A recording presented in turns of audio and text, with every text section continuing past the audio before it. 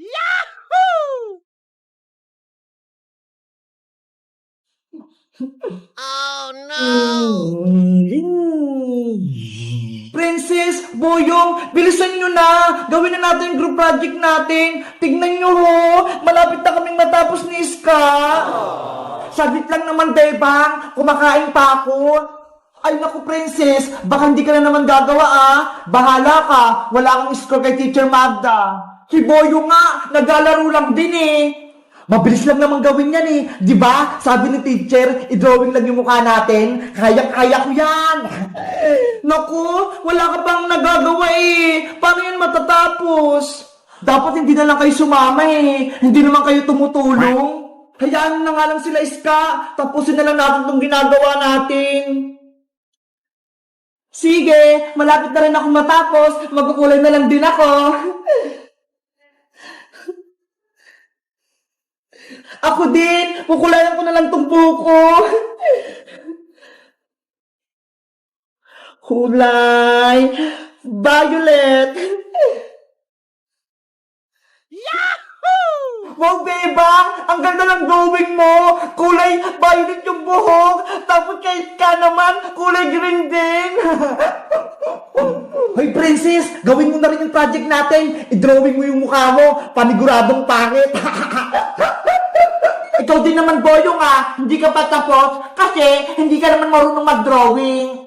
Anong hindi? Tignan niyo yung gagawin ko.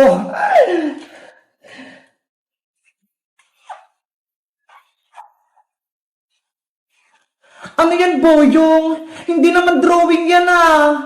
Kaya nga, nagsulat siya ng boy. May magic to, panoorin nyo.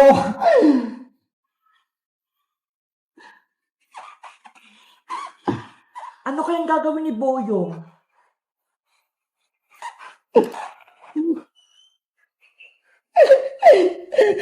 Charan! Halang galing! Nagmukhang batang lalaki yung gawa ni Boyong. Sabi ko sa inyo eh, ang bilis lang itong project natin eh. O diba, ang pogi ko rito. Hindi mo naman kamukha yung Boyong eh. Tignan mo ho, bilog yung mata. Eh ikaw, ang litang mata mo. Ikaw talaga, Princess, kontra ka lagi. Ang importante, may project na akong nagawa. Kaya nga, Princess, tignan mo ho, tapos na kaming gumawa. Diba? Ang ganda ng ginawa naming project. Ako rin, Bebang, tapos na.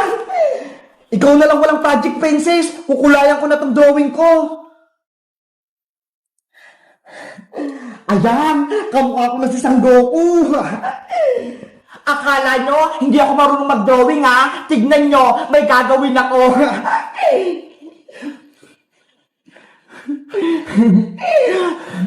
Ginagawa mo? Anong ginagawa ni Princess? Sa mukha siya naglalagay ng kulay. Ayan na, may crayola na yung mukha ko. Ngayon, ididikit ko na sa bond paper. Oh no! Si Princess talaga, lagi na lang kalokohan yung alam. Charan! Eto na yung project ko! Ang galing mo, Princess! Kamukha mo nga! Diba? Nagaya ko yung mukha ko! Oo nga! Pati yung ngipin! Dalawa lang! Sabi ko sa inyo eh, magaling din ako mag-drawing eh.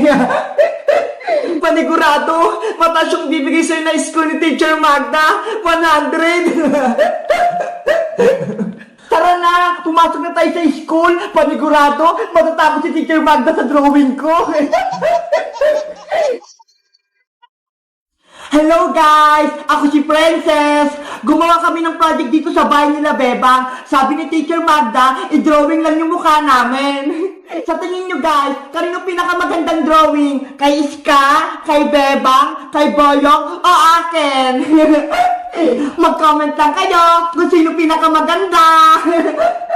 Dapat sa akin ha, para bibigyan ko kayo ng pagkain. Bye-bye! Kita-kits ulit tayo bukas! Mga alaga kong isda, eto na yung favorite nyong pagkain. Kakain na kayo. Yellow fish, ikaw yung una kong papakain. kainin. Ikaw naman sunod, Redfish. Wow! Ikaw naman sunod, Whitefish. Hala, sila Whitefish, ang tataba na. Eto pagkain niya para lumaki pa kayo lalo. Dito naman, iba-iba yung mga kulay. Ang cute nila. Kain na kaya. At ang panghuli, yung mga maliliit na whitefish at may mga orange pa. Kain na kayo. Ayan na, kumakain na silang lahat.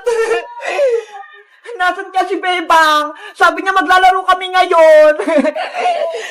Ang dami ko ng mga isda, iba't ibang mga kulay, tapos meron din silang mga baby. Nakakatuwa naman. Bebang, nandyan ka pala. Ano ginagawa mo dyan? Princess, halika rito. Nagpapakain ako ng mga alaga kong isda. Mga isda, patingin ako. Eto sila ang dami na. Wow, grabe. Ang dami mo ng isda, Bebang.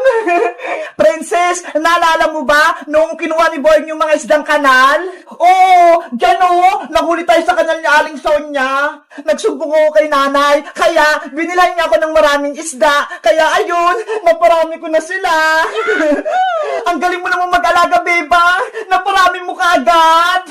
Kasi pinapakain ko sila araw-araw Pati binabantayan para hindi mamatay. Bebang, ano tong nakatikit na kulay pink sa aquarium mo? Nasaan? Eto tsaka meron pa dito. Hindi yan itlog ng isda, Princess. Ano to? Itlog ng alien? Ewan ko. Ang kitang mga itlog. Bebang, pwede ko ba silang daruin? Wag, Princess! Baka may poison yan! Hindi yan! Magugas naman ako ng kamay Pagkatapos, ikaw bahala! Basta, ayaw kong hawakan yan! Mga itlog, kukunin ko na kaya! Hala! Ang galing!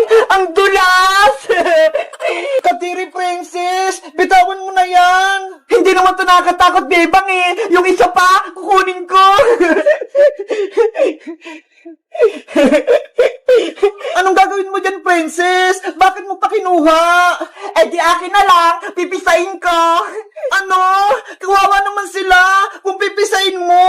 Ano ka ba, Bebang? Hindi naman to mga itlog ng isda Baka nga itlog to ng alien, kaya dapat durugin sila.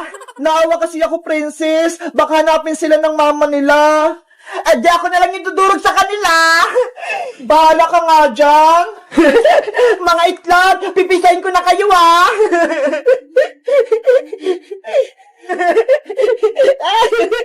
Oh no!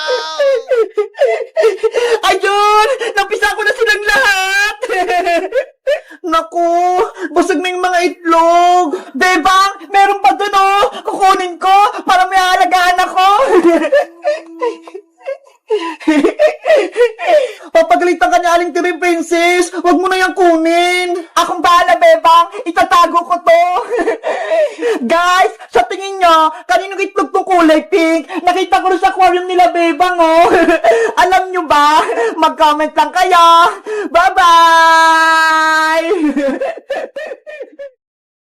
Nasaan na kaya si Iska? Nakauwi na kaya siya sa bahay nila? Excited na akong makita siya.